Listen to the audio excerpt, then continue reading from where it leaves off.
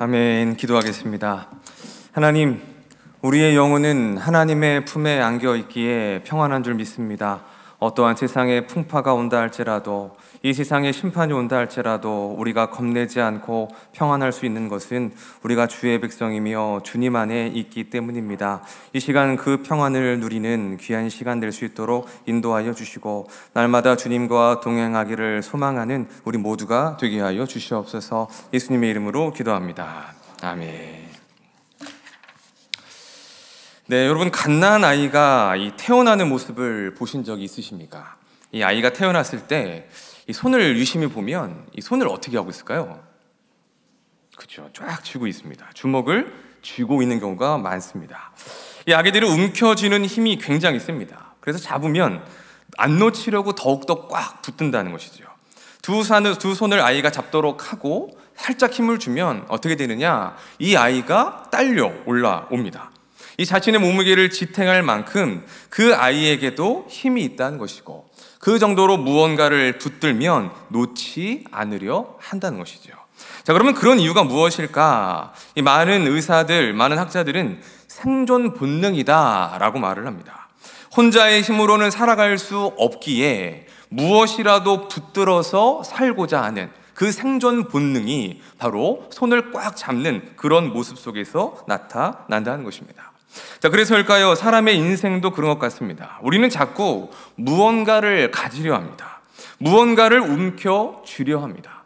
더하려 하고, 또한 잡았다 싶고 그것이 내 것이라고 생각이 되면 그것을 꼭 붙들고 어떻게든지 빼앗기지 않으려 하고 놓지 않으려 한다는 것입니다. 마치 어린아이의 생존 본능처럼 말입니다. 어쩌면 이 험한 세상을 내 힘으로 살아가야 한다라는 그러한 생각 때문에 어떻게 해서든지 내 손에 온 것들은 움켜쥐고 붙들려고 하는 그와 같은 삶을 사는지도 모르겠습니다. 자, 그런데 그러한 사람이 하나님을 만나게 되면 그의 삶이 달라집니다. 하나님을 알고 믿으면 그의 삶의 방식이 달라진다는 것이죠.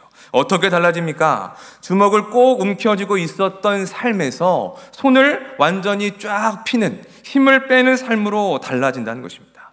가지려고만 했던 삶에서 나누는 삶이 되고, 이기려고만 했던 삶에서 함께 더불어 살려고 하는 그와 같은 삶으로 달라지게 된다는 것이죠. 한마디로 예수를 믿고 하나님 안에 거하게 될 때에 우리는 무언가를 움켜쥐려고 했었던 삶에서 내려놓고 나누는 그와 같은 삶을 살아갈 수 있게 된다는 것입니다.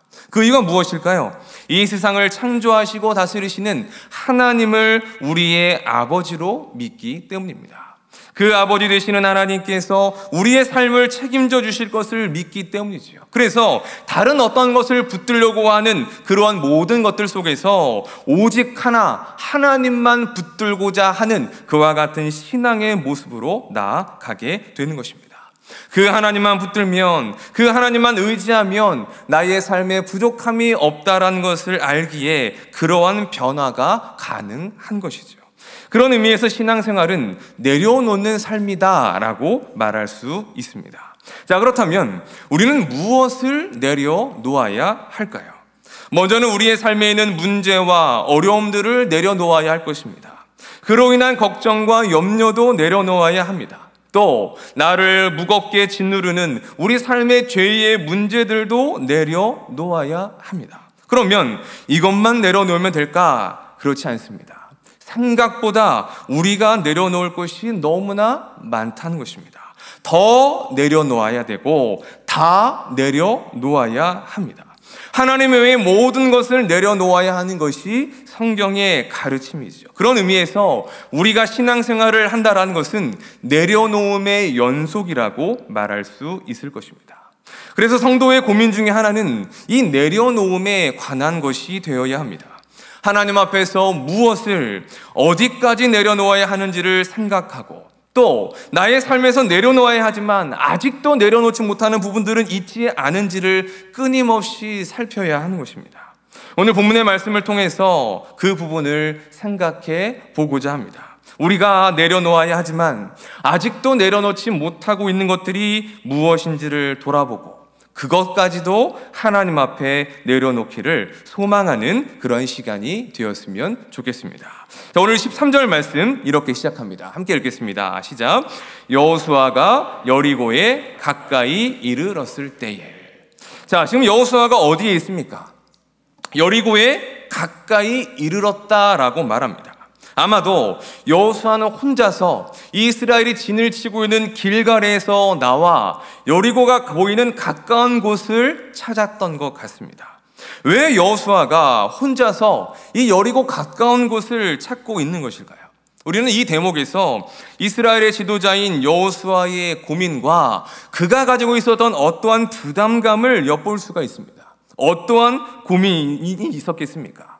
철옹성이요 완벽한 여세라고 알려진 여리고 성을 이제 정복해야 하는데 그 성을 어떻게 정복할 것인가? 어떻게 하면 잘 싸울 수 있을 것인가? 아군의 피해는 최소화하고 적을 진멸할 수 있는 그런 방법과 전략은 있지는 않은지, 이런 등등의 생각과 고민들이 그의 삶 가운데의 머릿속에 가득 차 있었을 것입니다. 왜냐하면 여호수아는 지도자였기 때문이지요.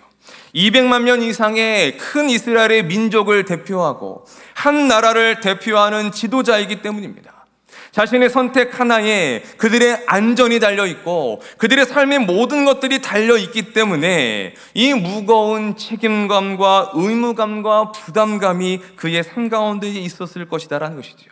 그것이 그로 하여금 생각하게 하고 고민하게 만든 것입니다. 그리고 그 생각과 고민을 하던 중에 여호수아의 발걸음은 어느새 여리고 가까이에까지 이르게 된 것입니다.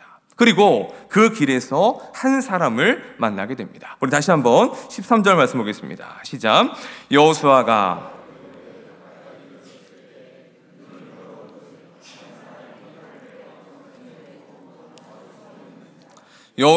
나아가서 그에게 묻되 너는 우리를 위하느냐 적들을 위하느냐 하니.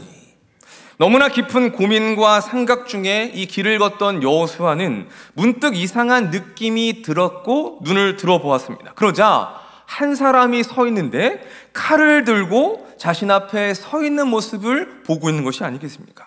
매우 섬뜩하고 놀랄만한 그런 상황입니다. 그런데 여호수아는 아주 담대하게 오히려 그 칼을 들고 있는 사람에게 나아가서 이렇게 묻습니다. 너는 우리를 위하느냐 적들을 위하느냐? 누구의 편인지를 묻고 있는 것이죠. 아군인지 적군인지를 묻고 있는 것입니다. 그러자 그 사람이 이렇게 대답을 합니다. 14절입니다. 시작. 그가 이르되 아니라 여호와의 군대 대장으로 하는지라. 여호수아가 얼굴을 땅에 대고 엎드려 절하고 그에게 이르되 내 주여 종에게 무슨 말씀을 하려 하시나이까. 자, 그는 여호수아의 질문에 전혀 다른 답변을 합니다.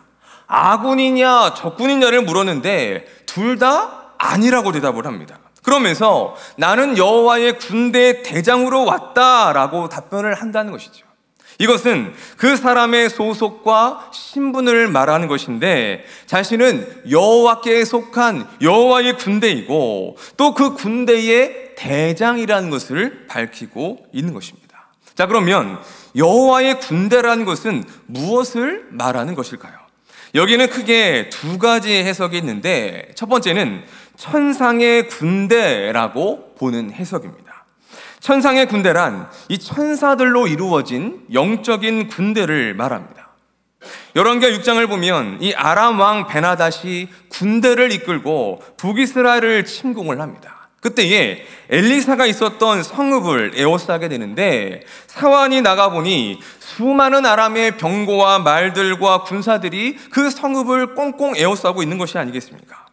그 광경을 본 사환은 엘리사에게 주여 우리가 어찌하리까? 라고 탄식합니다. 꼼짝없이 죽었다라는 것이죠. 이거는 이스라엘 왕이 와도 이스라엘의 군대가 와도 이건 도무지 어떤 방법이 없다라고 하며 이제는 우리는 꼼짝없이 죽었습니다 라는 탄식인 것입니다.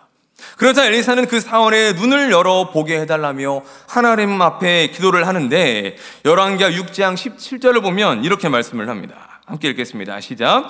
여호와께서 눈을 여시며 엘리사를 둘렀더라. 하나님의 사환의 영적인 눈을 여시자 그의 눈에 무엇이 보입니까? 불말과 불병거가 가득한 것이 보이는데 그들이 엘리사를 둘러서고 있는 것들이 그의 눈에 보였다라는 것입니다.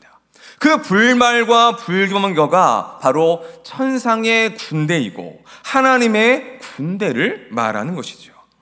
예수님이 잡히실 때에 제자들은 칼을 들고 반항을 했습니다. 그때 예수님은 또 이런 말씀을 하시죠. 마태복음 26장 53절을 보면 너는 내가 내 아버지께 구하여 지금 12군단 더 되는 천사를 보내시게 할 수 없는 줄로 아느냐라고 말씀하십니다. 여기서 12군단이나 더 되는 천사를 언급하시는데 이들이 바로 천상의 군대를 말하는 것입니다.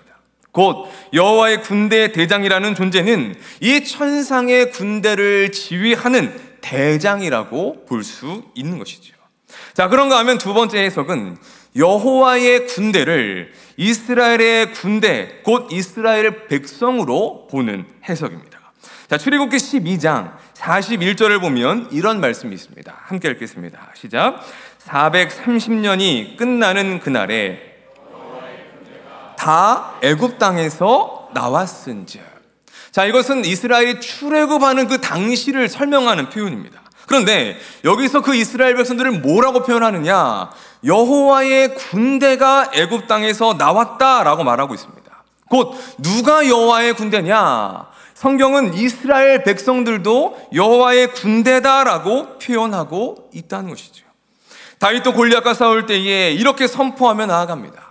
사무엘상 17장 45절을 보면 다윗이 블레셋 사람에게 이르되 너는 칼과 창과 단창으로 내게 나아오거니와 나는 만군의 여호와의 이름 곧 내가 모욕하는 이스라엘 군대의 하나님의 이름으로 내게 나아가노라.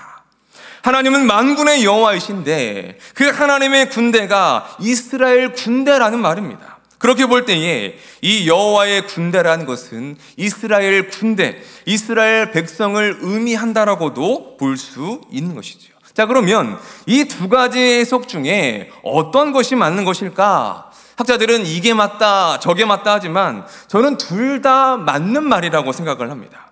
여호와의 군대를 천상의 군대로 본다면 하나님께서 가나안 정복을 위하여 천상의 군대와 대장을 보내셔서 신이 이스라엘을 대신하여 싸우시게 하겠다라는 것으로 우리는 이해할 수 있습니다. 또 여호와의 군대를 이스라엘 백성으로 본다면 신이 하나님께서 이스라엘 군대를 지휘하는 여호와의 군대 대장을 보내셔서 그 모든 전쟁을 지휘하시고 주도하실 것으로 이해할 수 있다는 것입니다. 두 가지 모두가 해석이 가능한 부분이라는 것이죠. 이스라엘 모두에게 하나님께서 이 모든 전쟁을 이끄시겠다, 함께 하시겠다라는 약속의 선언이라고 말할 수 있는 것입니다. 자, 그러면 이제 정말 중요한 것이 하나 남았습니다. 그것은 여호와의 군대 대장이 여호수아에게 하는 말을 통해서 그가 온 목적이 무엇인지, 왜 여호수아를 찾아왔는지를 알 수가 있다는 것입니다. 자, 우리 마지막으로 15절을 보겠습니다. 시작. 여호와의 군대 대장이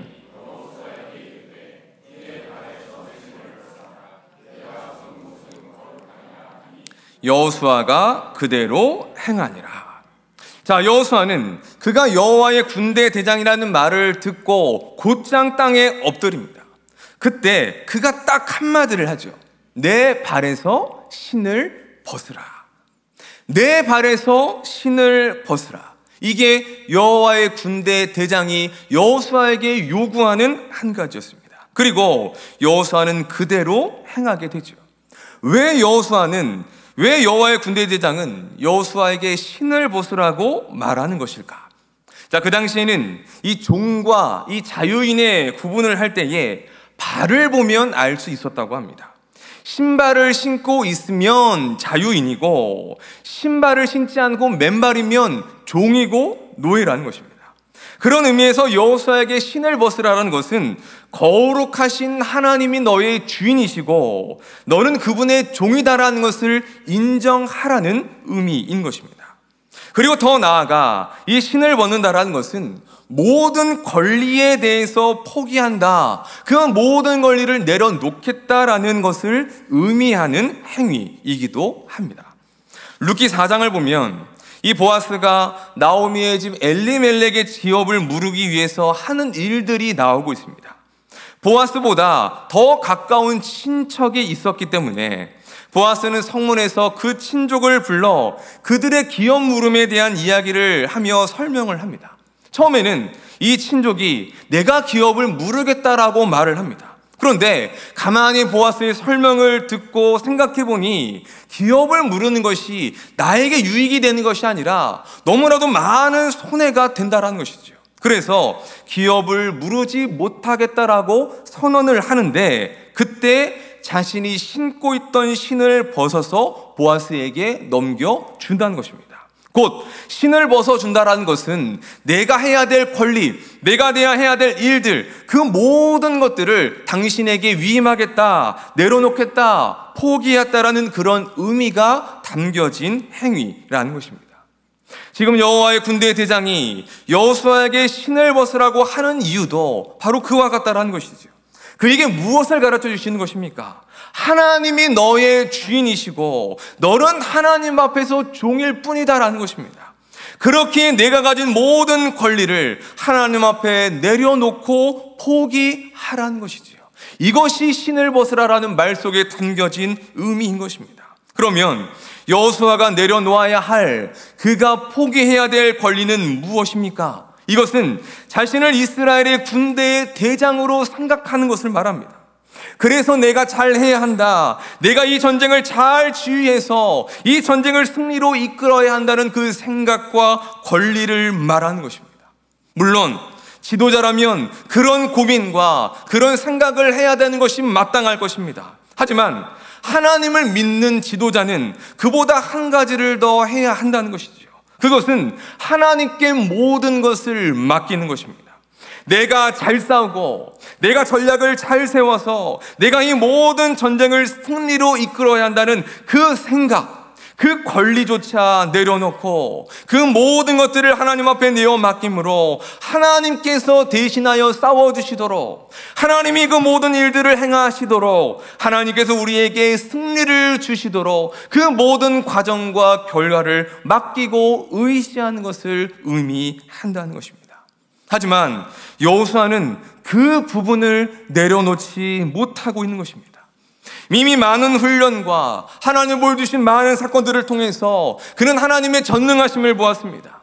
많은 것을 내려놓으며 하나님을 신뢰하는 길로 갔지만 아직 그에게 남은 것이 하나 있었는데, 바로 그것은 내가 이 일을 해야 한다, 내가 해야 된다, 내가 싸워야 한다라는 그 생각과 그 자기 권리를 포기하지 못한 것이죠. 그래서 하나님은 여호와의 군대 대장을 그에게 보내셔서 깨닫게 하시는 것입니다. 이 전쟁의 지휘자는 여호수아 네가 아니라 바로 나다. 내가 천상의 군대를 동원해서 이스라엘을 위하여 싸울 것이고, 내가 여호와의 군대인 이스라엘 군대를 지휘해서 너희에게 승리를 주며 가나안을 정복하게 할 것이다. 여호수아야, 내가 내려놓지 못한 그 권리, 내가 해야 한다라는 그 생각까지 하나님 앞에 다 내려놓아라. 바로 이것을 가르쳐 주시는 것입니다. 하나님은 우리가 내려놓기를 원하십니다. 그래서 신앙생활은 내려놓는 것입니다. 내가 붙잡고 의지하는 모든 것들을 다 내려놓고 오직 하나님만 붙들고 오직 하나님만 바라보며 하나님만을 의지하기를 원하신다는 것이죠. 그런데 가장 안 되는 부분, 가장 내려놓기 힘든 것이 무엇입니까? 바로 이 부분이지요. 내가 해야 한다라는 생각입니다. 내가 가진 권리를, 나라는 사람 자체를, 내가 무언가를 해야 한다라는 그 생각을 내려놓기가 쉽지 않다라는 것입니다. 여러분, 요즘 대한민국의 가장 큰 문제가 무엇일까요? 손잡히는 문제가 한두 개가 아니죠. 정치, 경제, 외교 등 너무나도 많은 문제가 있지만 제가 생각할 때는 결혼에 대한 것과 출산하지 않는 것이 가장 큰 문제가 아닐까 생각합니다. 정말 심각한 수준입니다. 통계를 보니 2013년에는 결혼이 31만 건에 해당되었는데 10년이 지난 2022년에는 19만 건으로 무려 반 가까이나 줄었다고 합니다. 출생은 어떨까요? 사상 최저입니다. 매년마다 신기록을 쓰고 있습니다. 결혼을 안 하니까 출산도 당연히 낮아질 수밖에 없겠지만 결혼을 해도 아이를 안 낳겠다라고 하는 가정들도 너무나도 많은 현실입니다. 자, 그러면 그와 같은 선택을 하는 이유가 무엇일까요? 경제적인 요인이 가장 크다라고 말합니다. 전셋집 마련하기도 힘들어서 결혼을 포기하고 아이 키우는 데에 돈이 많이 들어서 출산을 포기한다는 것이죠. 정말 안타까운 것은 하나님을 믿는다라고 하는 청년들이 결혼을 포기하고 하나님을 믿는다고 하는 젊은 부부들이 아이를 낳지 않겠다라는 선택을 한다는 것입니다. 저는 이 대목에서 믿는 이들이 결혼도 출산도 포기하는 진짜의 이유는 경제적인 이유가 아니라고 생각합니다. 그게 무엇 때문일까요? 내가 해야 한다라는 생각 때문인 것입니다. 결혼도 출산도, 그래서 가정을 꾸리고 아이를 낳고 기르는 그 모든 것들을 오롯이 내가 해야 한다는 그 생각이 자로잡고 있기 때문이라는 것입니다. 내가 다 해야 한다고 생각하니까 엄두가 나질 않습니다. 모든 것을 내가 다 해야 한다고 생각하니까 아예 포기해버리고 생각을 접는 것이죠. 그러면서 왜 아이를 낳지 않느냐라고 물어보면 이렇게 말을 합니다. 낳으면 나라가 키워줍니까? 낳으면 부모님이 키워주실 겁니까? 라고 반문한다는 것입니다. 하지만 질문이 틀렸습니다. 접근이 틀렸습니다. 그 모든 일은 누가 하시는 일입니까? 저는 하나님이 하시는 일이라고 믿습니다. 가정을 만드신 분도 하나님이시고 생육하고 번성하라는 명령을 주신 이도 하나님이시기 때문입니다. 그렇기에 어려운 상황 중에서 하나님이 하신다, 하나님이 책임져 주신다라는 믿음으로 순종하기만 하면 그때부터 하나님이 일하신다는 것이죠. 가정을 온전하게 세우시는 것부터 시작하여 새 생명을 주시는 것, 또 그 아이를 건강하게 신앙으로 양육하는 모든 일들은 하나님 앞에 내어 맡기기만 하면 그 일들은 전적으로 하나님이 행하시는 일이 된다는 것입니다. 결혼과 출산은 그렇기 때문에 믿음의 영역입니다. 선택의 영역이 아니라 순종의 영역이지요. 그런데 우리는 어느 순간 순종해야 될 일을 선택의 일로 바꾸어 버리고 있습니다. 왜요? 내가 나를 내려놓지 못해서입니다. 내가 해야 한다는 그 생각을, 내가 가지고 있는 그 권리를 내려놓고 포기하지 않고 있기 때문이라는 것입니다. 하나님의 일을 할 때에도 그렇습니다. 하나님은 우리에게 재능과 은사 등 많은 것을 선물로 주셨습니다. 왜 주셨을까요? 하나님 섬기라고 주신 것입니다. 우리가 살아가는 삶의 현장에서, 섬기는 교회에서, 가정에서, 직장에서 다른 이들의 유익을 위하여, 기쁨을 위하여 하나님께서 우리에게 많은 것들을 선물로 주신 것입니다. 그런데 어떤 이들은 주의 일을 할 때에 이 내가 해야 한다는 생각이 너무 강해서 문제인 사람들이 있습니다. 그래서 온갖 일에 참견을 합니다. 온갖 일에 간섭을 합니다. 감나라 배나라, 마치 자신이 없으면 교회가 안 돌아가는 것처럼, 마치 자신이 하지 않으면 교회 일도 하나님 나라 일도 가정 일도 직장 일도 나라 일도 안 되는 것처럼 그렇게 말하고 행동한다는 것입니다. 혹 여러분 주위에 그런 분들이 있다면 꼭 이렇게 얘기해 주십시오. 당신이 안 해도 하나님이 다 알아서 일하신다고요. 우리가 없으면 교회가 안 돌아간다는 생각, 그거 교만입니다. 하나님의 교회는 하나님이 운영해 가신다라는 것이죠. 우리가 속한 나라도 마찬가지고, 우리가 속한 가정도 마찬가지고, 직장도 마찬가지입니다. 그래서 우리가 할 일은 무엇입니까? 하나님께 기도하는 것 뿐입니다. 그런데 반대도 있습니다. 어떤 이들은 봉사 좀 하고 섬기는 일 좀 하자고 하면 이렇게 거절하죠. 제가 할 줄 아는 게 없어서, 제가 부족한 게 많아서, 또 이런 변명도 합니다. 제가 한번 하면 끝까지 하는 성격이라 그래서 시작을 안 하려고 합니다. 이것도 어떠한 생각에서 비롯된 것일까요? 내가 해야 한다는 생각이 자리 잡고 있기 때문입니다. 내가 해야 한다는 생각을 하니까 부족한 것이 느껴지는 것입니다. 내가 해야 한다고 생각하니까 그 일들을 생각할 때 부담이 된다라는 것이죠. 하지만 우리는 그 부분을 뛰어넘어야 한다는 것입니다. 그 생각도, 그 부담도, 그 권리조차 하나님 앞에 내려놓아야 하는 것입니다. 내려놓으면 내가 아니라 그때부터 하나님이 하실 일이 되는 것입니다. 그 기대를 가지고 순종하는 자에게 하나님은 능히 감당할 힘과 감당할 능력도 허락해 주시고 마침내 우리를 통하여 하나님의 영광을 위하는 일들을 이루어 가시는 분이 바로 우리의 하나님이신 것입니다. 말씀을 준비하며 제 스스로를 돌아보았습니다. 저는 오늘 본문의 이 여호수아가 꼭 저와 같다는 생각을 합니다. 그래서 여호수아가 느끼던 그 부담과 그 여러 가지의 생각과 고민들이 너무나도 깊게 공감되고 느껴졌습니다. 왜냐하면 저도 이 내가 해야 한다라는 생각으로 가득 차 있는 사람이기 때문입니다.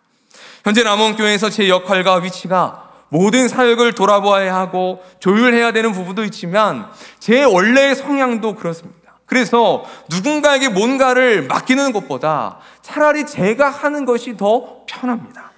신방을 하거나 성도들의 어려움과 문제들을 들으면 어떤 생각이 먼저 드냐? 내가 뭔가를 해야 하는가? 내가 해결해 줄 수 없을까를 먼저 생각한다는 것입니다. 그러다 보니 큰 어려움을 당한 어떤 가정의 이야기를 들으면 며칠을 잠이 안 옵니다. 내가 뭔가를 해야 한다는 생각, 그 생각을 내려놓지 못하기 때문이죠. 그러다가 어느 날 문득 이런 생각이 들었습니다. 야, 지금도 내가 이런데, 내가 지금도 이것 때문에 버거운데 나중에 담임 목회를 하게 되면 어떻게 될까? 신경 쓸 일이 더 많겠죠. 성도한 사람, 그들의 가정을 위해 기도할 일들, 얼마나 돌봐야 할 일들이 많겠습니까? 그렇게 생각에 꼬리를 물고 연결되다 보니 이러한 두려움이 왔습니다. 내가 감당할 수 있을까? 내가 잘할 수 있을까? 그 생각과 더불어 갑자기 너무나도 큰 두려움이 제 안에 몰려온 것을 느낄 수 있었습니다. 그런데 오늘 말씀을 보니 여호수아가 꼭 저와 같았고 여호와의 군대대장이 꼭 저에게 하시는 말씀과 같았습니다. 너의 삶의 주인은 내가 아니라 하나님이시다. 내가 해야 한다는 생각, 그 권리까지도 다 내려놓아라. 이 전쟁은 나의 전쟁이고 내가 할 것이고 내가 치유할 것이며 내가 너에게 승리를 줄 것이다. 사랑하는 여러분, 여러분은 어떠한 삶을 살아가고 계십니까? 하나님을 우리의 삶의 주인으로 삼고 하나님이 나의 삶을 이끌어 가시고 경영해 가시도록 나의 모든 것을 내려놓고 맡기는 삶, 하나님이 주인이시며 나는 종입니다라는 모든 것들을 내려놓는 삶을 살아가고 있습니까? 아니면 여호수아와 같이 내가 해야 한다라는 그 생각, 내가 가진 권리, 나 자신을 내려놓지 못한 채 수많은 고민과 염려 가운데에 여전히 무거운 짐을 지고 그러한 모습으로 살아가고 있지는 않습니까? 우리가 내려야 되고 포기해야 하지만 아직도 여전히 붙들고 있는 것이 있지는 않은지를 이 시간을 통해서 돌아보았으면 좋겠습니다. 바라기는 내 발에서 신을 벗으라는 하나님의 음성을 듣고 우리의 발에서 신을 벗고 우리의 주인 되시는 하나님 앞에 온전히 엎드릴 수 있는 우리 모두가 되었으면 좋겠습니다. 주님만이 나의 삶의 주인이심을, 나는 그분의 종임을 고백하며 내가 가진 권리, 내가 해야 한다라는 생각, 나 자신까지도 다 내려놓고 온전히 그분만을 의지하며 그분이 이끄시는 대로 나아가는 삶이 되었으면 좋겠습니다. 말씀을 정리하겠습니다. 신앙생활은 내려놓는 것입니다. 얼마나 내려놓아야 합니까? 다 내려놓아야 합니다. 내 손에 하나님 외에 붙드는 것이 없도록 그 외의 모든 것들은 다 내려놓아야 하는 것입니다. 내가 가진 권리도, 내가 해야 한다는 생각까지도, 나 자신까지도 내려놓아야 합니다. 마태복음 16장 24절에서 예수님은 이렇게 말씀하십니다. 우리 함께 읽어보겠습니다. 시작. 이에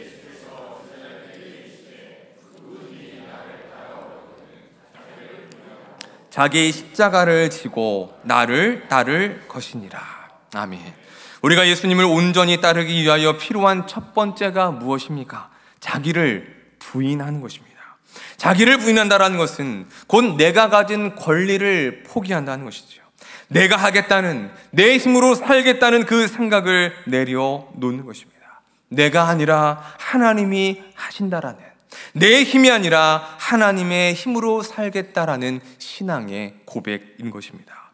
사랑하는 성도 여러분, 우리 모두가 내 힘이 아니라 하나님의 힘으로 살고 내가 가진 모든 것을 주인 되시는 하나님 앞에 내려놓음으로 하나님이 인도하시고 하나님이 경영하시는, 그리하여 승리하는 복된 삶을 살아가는 모든 주의 종들이 되시기를 주님의 이름으로 간절히 축원합니다. 기도하겠습니다. 이 시간 함께 들은 말씀을 생각하면서 기도했으면 좋겠습니다. 하나님은 우리가 모든 것을 내려놓고 하나님을 온전히 의지하기를 원하십니다. 만약 이 시간 우리가 내려놓지 못하는 것들이